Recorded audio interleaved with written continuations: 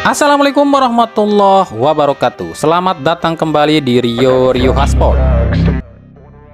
Kita mulai dari Liga 2. Liga 2 resmi selesai dengan PSBS Biak keluar sebagai juara musim ini alias juara baru.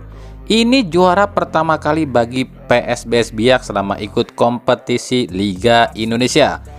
Tim Badai Pasifik jadi tim tersubur di Liga 2 musim ini. Mengikuti PSBS ada Semen Padang dan Malut United yang juga lolos ke Liga 1 musim depan. Dengan lolosnya 3 tim ini, otomatis musim depan ada semua perwakilan wilayah dari Indonesia. Indonesia Barat khususnya Pulau Sumatera diwakili oleh Semen Padang, Papua diwakili oleh PSBS Biak, dan Sulawesi khususnya Maluku ada Malut United. Nah, kita tinggal tunggu siapa nih yang akan digantikan oleh 3 tim ini di Liga 1. Apakah Persikabo, Bayangkara, dan Persita, atau apakah ada klub lain? Yang menarik adalah lolosnya Malut United ke Liga 1 musim depan ini akan membuat beberapa pemain yang notabene pernah bermain di Liga 1 akan berjumpa kembali dengan tim lamanya, mungkin tim yang dicintainya ya, seperti Harinur Yulianto, Rio Saputro, Wawan Febrianto, Ray Redondo, dan juga Andreas Ado dari PSIS. Lalu juga ada Fresh Butuan nih yang masih cinta sama Persib, dan beberapa pemain lain juga. Apakah kira-kira ya para pemain ini akan kembali bertemu dengan tim mantan mereka di tim Malut United, ataukah musim depan para pemain ini justru akan hengkang ke tim lamanya? Ya siapa tahu.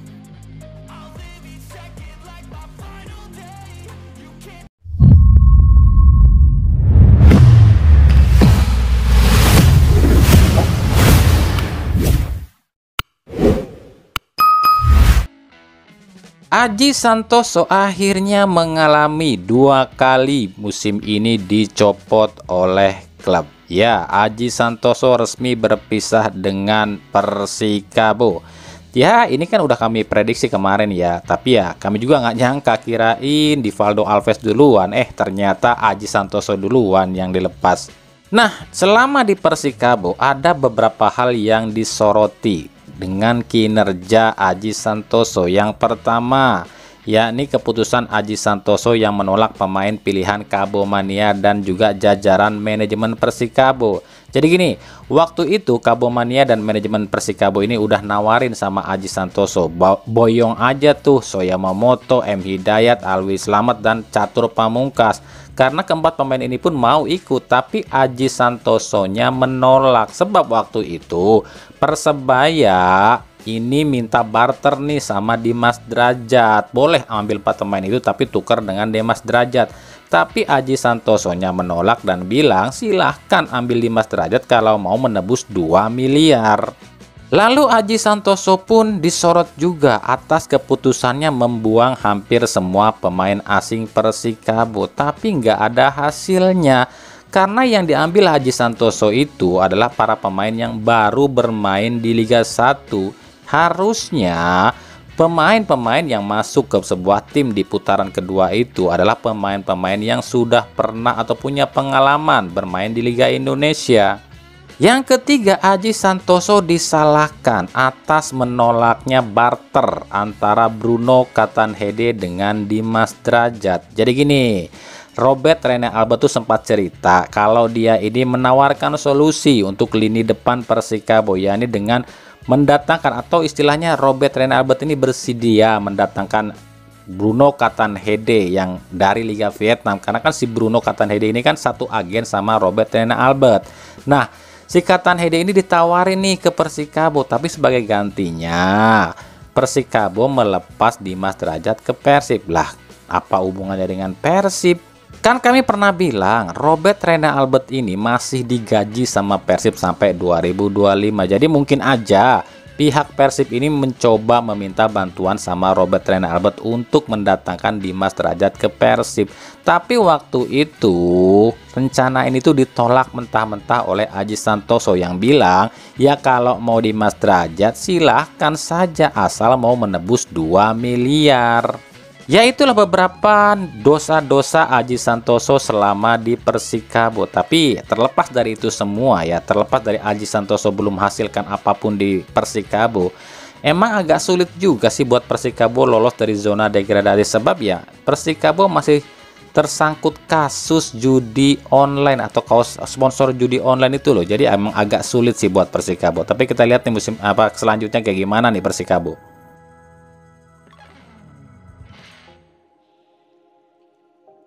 Dari Persib Bandung, meskipun menang 2-1 atas Persija Jakarta, tapi rupanya ada masalah di Persib. Ya, Persib sedang tak baik-baik saja. Ada konflik internal yang kabarnya terjadi di dalam tubuh Persib.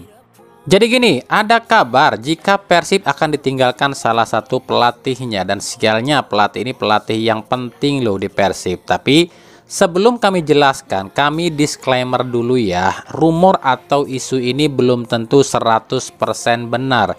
Ini cuma isu atau kabar yang kami dapat dari jajaran manajemen dan di sekitar para pemain Persib. Soal benar atau enggak, kami pribadi nggak bisa menjamin lo ya. Jadi nanti jangan bilang kami ini sok tahu lo ya. Kami ini cuma dapat info aja dari orang dalam Persib. Jadi gini, ada ketegangan antara Boyan Hodak dengan Luizinho Passos. Ya kalian udah tahu lah faktor atau alasannya, tentu saja soal Kevin Rey Mendoza. Jadi katanya, catat lo ya, katanya si Kevin ini tuh suka ngebangkang dan gak mau ikutin program latihan dari Luizinho Passos. Terus kan biasanya kalau tim mau bertanding itu yang nentuin siapa yang akan jadi kiper kan biasanya pelatih kiper nih. Nah, semenjak datangnya Kevin, Hodak ini nggak bisa nolak kalau si Kevin ini ingin jadi starter, atau istilahnya Hodak ini harus dan wajib pakai Kevin aja, nggak boleh diganti atau nggak boleh ada rotasi. Jadi selama si Kevin ini nggak cedera, maka harus si Kevin yang jadi kiper. Padahal menurut Luizinho Passos, di dalam latihan itu belum tentu Kevin yang paling siap. Jadi secara singkat gini deh, ada ketegangan antara Passos, Kevin, dan Hodak. Nah, akhirnya Passos ini pun kesal nih, dan katanya dikabarkan akan hengkang di akhir musim ini. Dan kita tahu lah kalau Passos engkang berarti dua kiper asuhannya juga akan ikut hengkang, yakni Teja Pakualam dan Fitrul Dwi Rustapa. Kami pribadi belum mendapatkan info yang pasti soal ini, tapi katanya Luizinho Passos, Teja, dan Fitrul ini ya kalau nggak ke Dewa United ya ke Borneo FC musim depan. Makanya kemarin saat kami bikin video tentang Kevin, kami malah dihujat yang bilang, lu ngapain sih jelek-jelekin si Kevin mulu, lu nggak suka ya sama Kevin, sok tahu lu, dan lain-lain. Ya itu sih terserah kalian, tapi kami tegaskan kami nggak berhak suka atau nggak suka sama pemain atau pelatih dalam sebuah klub. Kami hanya menyampaikan apa yang kami lihat dan apa yang kami tahu. Buat kami gini loh ya, kalau emang sifat si Kevin ini seperti itu, ya kami lebih milih kehilangan Hodak dan Kevin dong daripada kehilangan Passos, Teja, dan Fitrul. Karena udah jelas Passos, Teja, Fitrul ini udah banting tulang dari awal buat ngebangkitin Persib. Lah ini yang baru masuk kok ngelunjak amat mau nyingkirin pemain yang udah ngebangun dari awal Persib. Iya kalau dia bertahan lama, kalau tiba-tiba ada out atau minggat, terus Persib udah kehilangan Passos, Teja, dan Fitrul, apa nggak nyesek tuh Persib? Nah gimana pendapat kalian? Kalian pilih Teja, Fitrul, dan Passos yang out atau Kevin yang out? Ya kalau buat kami pribadi, kalau sifat Kevin kayak gitu ya mendingan Kevin yang out lah. Terus posisi Kevin kan bisa tuh pakai atau dipakai buat striker, yaitu menurut kami lo ya. Ya lihat nanti musim depan. Kalau ini jadi kenyataan, salahin tuh yang kemarin ngebelain si Kevin dan menghujat kami.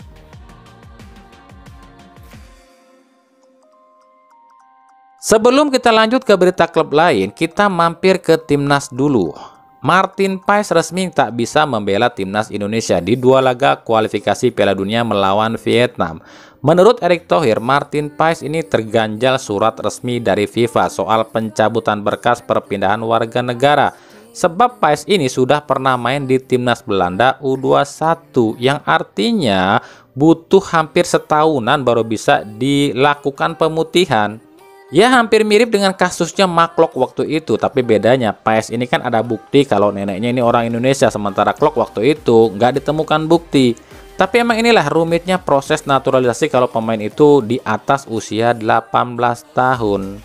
Nah, bicara soal naturalisasi ini, Waketum PSSI Zainuddin Amali ternyata nggak sejalan dengan Erick Thohir. Zainuddin Amali berencana mengakhiri atau menghentikan semua proses naturalisasi, dan menurut Amali kalau bisa jangan ada lagi yang namanya naturalisasi, tapi lebih fokus ke pembinaan usia dini. Menurut Amali, kalau ranking Indonesia sudah ada di 100 dunia, maka naturalisasi itu harus dihentikan. Ini pernyataan Amali yang kami kutip dari bolasport.com. Mudah-mudahan suatu saat nanti kita tidak perlu naturalisasi, tapi untuk mengejar ketertinggalan kita, kalau kami sih bermimpinya minimal berakhir periode kepengurusan itu berada di peringkat 100 dunia. Sekarang alhamdulillah secara perlahan sudah 142, ujar Amali. Nah, menurut Zainuddin Amali, progres jangka panjang itu adalah menyisipkan pemain U16, U18, dan U23 dalam liga. Dan dari EPA itu khusus diambil untuk pemain timnas, itu kata Amali lo ya. Maaf lo Pak Zainuddin Amali, gagasan Bapak ini menurut kami bagus sebenarnya, tapi program seperti ini tuh udah dari zaman dulu digagas loh Pak. Tapi apa hasilnya? Nggak ada Pak. Kalau di liga, klub diwajibkan menyisipkan pemain usia muda semisal U16, U18, dan U23. Tapi kalau klub itu terus-terusan dibebani dengan denda, ya klub juga mikir Pak, gimana mau menang kalau pakai pemain muda. Sementara kalau klub nggak menang ya bangkrut lah Pak. Klub itu bisnis, ada pemain yang harus digaji. Kalau kami boleh ngasih saran, ini pendapat kami loh Pak ya. Kalau soal program jangka panjang untuk pemain muda itu, bikinkan liga sendiri-sendiri Pak. Liga U16, Liga U18, Liga U20, dan Liga U23. Itu baru bisa Pak program jangka panjang. Kalau nanti para pemain yang udah lolos dari Liga U23 baru masuk ke Liga Utama alias Liga Senior. Nah kalau begini kan nggak akan membebani para klub untuk melepas pemain U23 atau pemain di bawahnya. Gimana? Ya kalau pemain muda ini cuma diselipin di liga, di klub, sama juga bohong Pak. Para klub tetap nggak bakalan pakai pemain muda, sebab klub itu butuhnya menang. Kalau nggak menang nggak dapet duit Pak. Apa Bapak mikir ke situ? Gagasan Bapak ini adalah gagasan yang kuno menurut kami. Kita harus contoh liga luar. Di liga luar itu ada liga 2-nya, yakni liga mudanya. Contoh ya, di Eredivisie Belanda ada namanya klub Ajax 2, ADO Den Haag Junior, dan lain-lain, itu liga usia muda. Juga di Spanyol ada La Liga 2 yang isinya Barcelona B, Real Madrid B, dan lain-lain. Itu liga tersendiri dan itu yang harus diikuti sama kita. Jangan cuma nyisipin pemain U16, U18, atau U23 dalam klub liga senior. Ini mah nggak akan efektif. Gagasan Bapak ini jujur aja ya, ini tuh malah akan membuat kayak para mafia loh. Kayak yang udah-udah, klub anu harus pakai pemain usia muda, tapi klub anu boleh nggak pakai pemain muda, kan gitu. Akhirnya apa? Timbul kerusuhan, timbul juga saling iri. Tolonglah, kita ini harus belajar dengan yang udah maju. Jangan pakai gagasan yang itu lagi, itu lagi. Gimana komentarnya kalian?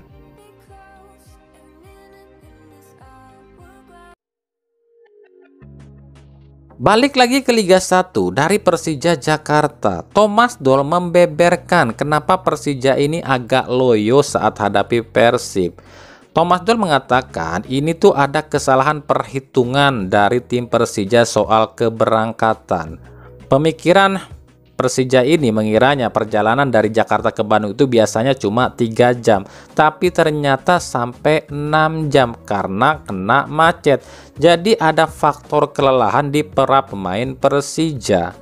Faktor yang kedua, hilangnya 2 pemain asing, yakni Gustavo Almeida dan Ondrej Kudela, yang menurut Doll ini sangat berpengaruh pada permainan Persija. Yang ketiga adalah faktor rasa tak nyaman. Sebab setelah tiba di Bandung dan sebelum berangkat ke stadion, Persija ini harus naik Barakuda. Dan ini menurut Dol sudah sedikit membuat mental para pemain Persija ini down. Dan yang keempat, terlalu banyak buang-buang peluang dan penyelesaian akhir yang buruk yang membuat Persija ini gagal menang di laga kali ini. Ya itulah sedikit curhatan Thomas Doll ya. Uniknya Doll ini nggak ngamuk-ngamuk nyalahin wasit kayak yang udah-udah ya. Tapi di sini terlihat jelas ya. Jika seorang pelatih berkelas dan berpengalaman itu jarang sekali mencari kesalahan atau menyalahkan tim lawan. Ya kalau wasit mah wajar sebab kita tahu lah wasit kita kayak gimana kan. Coba bandingkan dengan para pelatih lokal yang pernah melawan Persib, semisal Rahmat Darmawan. Kalah menang tetap aja nyalahin tim lawan. Ya emang harusnya kayak gitu, kayak Thomas Doll ini. Ya kalau lawannya nggak aneh-aneh ya ngapain juga disalahin. Kecuali tim lawan ini aneh-aneh atau kebanyakan trik kayak guling-guling gitu, baru bisa dikritik, ya nggak?